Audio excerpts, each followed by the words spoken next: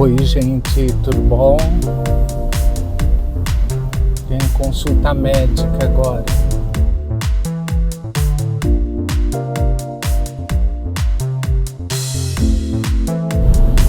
Tenho consulta médica às 9 horas. Geralmente eu chego adiantado meia hora em qualquer compromisso que eu tenho. Eu sempre fui assim,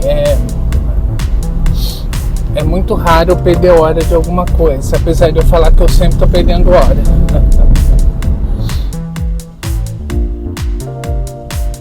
Hoje é sexta-feira.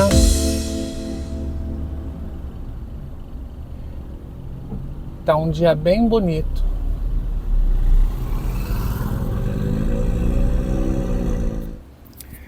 Oi, pessoal, tudo bom? Espero que sim. Espero que vocês estejam me escutando direito. Quem está há mais tempo no canal sabe que eu trabalho com ciência, né? Produzo ciência, faço ciência já há muitos anos, né? Que tem a ver com a minha profissão realmente, né? Eu sou mais cientista do que qualquer outra coisa, do que professor, etc, né?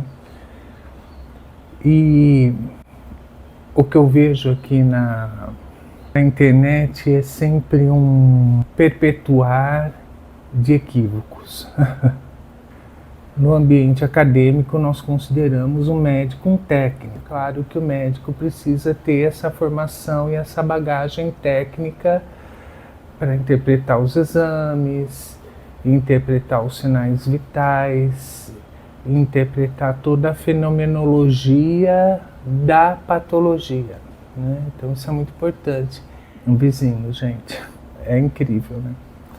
Ao longo desses anos eu ando observando alguma disfunção nos cursos de medicina.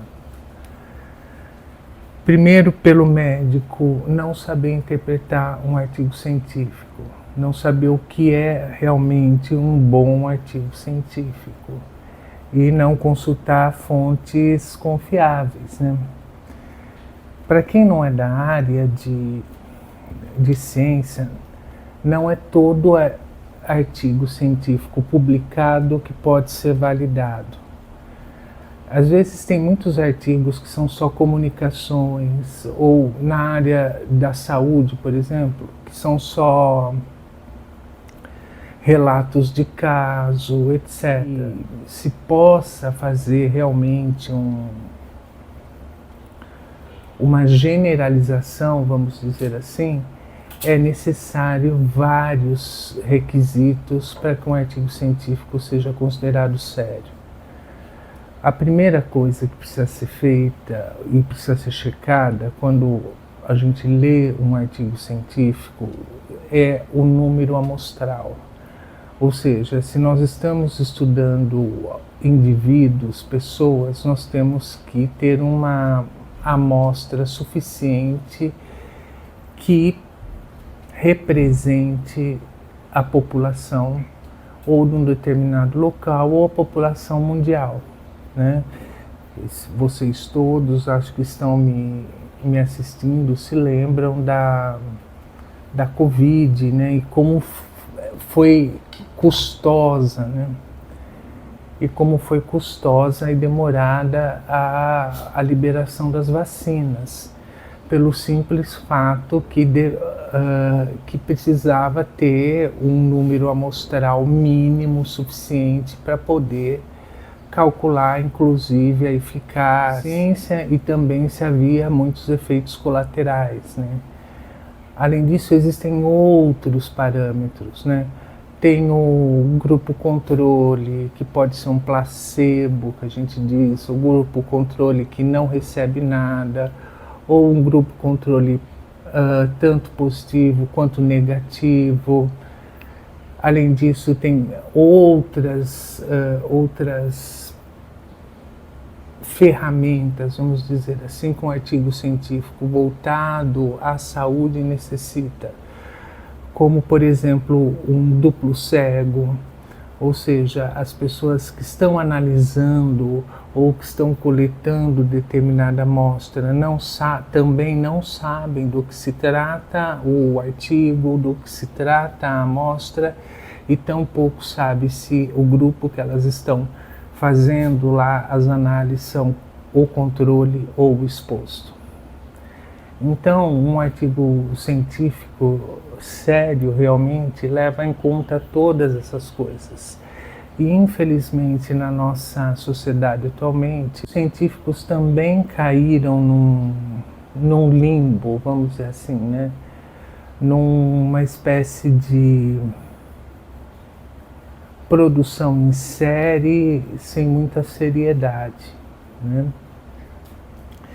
Eu mesmo, uma vez, eu recebi um artigo científico, porque além de eu produzir artigos científicos, eu corrijo muitos, né? Eu, como assessor de revistas do mundo todo. E uma vez eu recebi um artigo científico falando sobre o efeito do própolis como um anticancerígeno, né?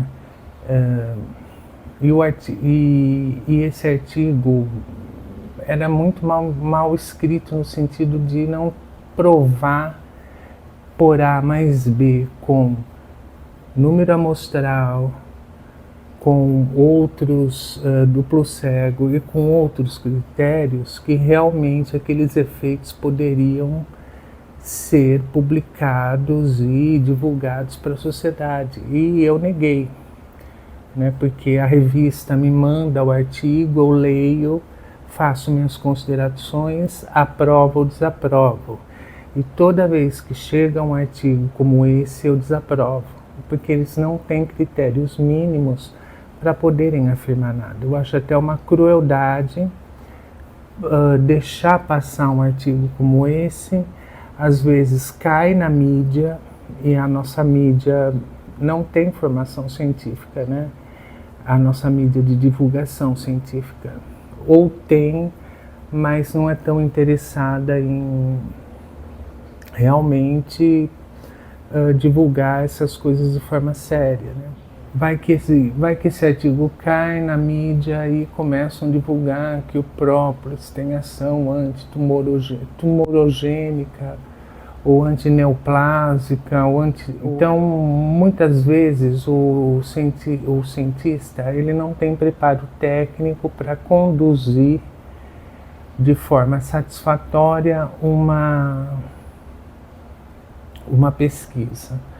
E um outro problema muito grave também é quando há pessoas que se apropriam de determinados conhecimentos pseudocientíficos para validarem seu discurso. Às vezes não é nem por maldade. Eu sempre acredito que essas coisas não são por maldade. Mas, às vezes, num país como o nosso, que lê pouco, que temos uma alta taxa de analfabetos funcionais, começar a citar artigo e começar a falar palavras um pouco complicadas, isso dá muita validação à pessoa que está falando isso, né? Então a gente deve ter cuidado, né? Cuidado sempre, como eu digo a vocês, a gente deve ter cuidado e sempre ponderar o que a gente ouve. Dentro da ciência, nós não consideramos livros como fonte primária. A gente nem cita livros em artigos científicos, né? Artigos científicos sérios, que eu estou dizendo, né? Em revistas que a gente chama de alto impacto, em revista que tem correção por pares, são revistas realmente muito difíceis de serem publicados os artigos, né? Então, há muita coisa que eu não sei, porque na área médica isso é mais comum, ou na área da saúde, um determinado profissional publica um livro, às vezes sem embasamento científico nenhum, embasamento sério, que eu quero dizer, né? cita um ou outro artigo lá que combine com a sua narrativa, né? E eu acho que é uma coisa mais estadunidense, né? O profissional tentar publicar um livro, geralmente é um livro apelativo, é um livro de autoajuda, é um livro... Não é um livro apelativo, não é um livro científico, não é um livro onde dentro da academia, onde se faz ciência, a gente utiliza, onde se faz ciência séria. Eu estou falando isso tudo por causa do tal jejum de dopamina, né? Essa história surgiu, pelo que eu estava lendo, eu li pouco, falar a verdade para vocês, tá bom? No Vale do Silício, parece que foi uma moça lá que começou a inventar essa coisa de jejum de dopamina. O Vale do Silício é lá um local onde tem muitas empresas de tecnologia lá nos Estados Unidos, etc. Um povo muito estressado, tal. E daí ela inventou isso do jejum de dopamina.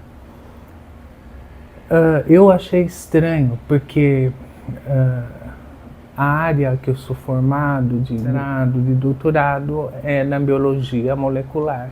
E eu nunca na minha vida tinha ouvido falar alguma coisa sobre aumento ou diminuição de dopamina,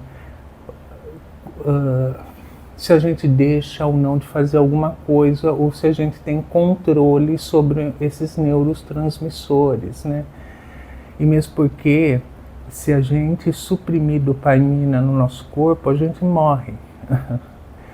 A dopamina ela é importante, inclusive algumas patologias importantes, né, como a síndrome de Parkinson, por exemplo, a dopamina, daí sim começa a ter uma disfunção dopaminal, né? Mas, assim, eu até dei uma olhada antes de publicar esse vídeo. Numa base, eu tenho acesso a bases de dados, né?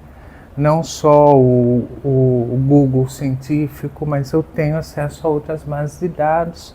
E falar a verdade para vocês, eu chequei só 2024 e 2023.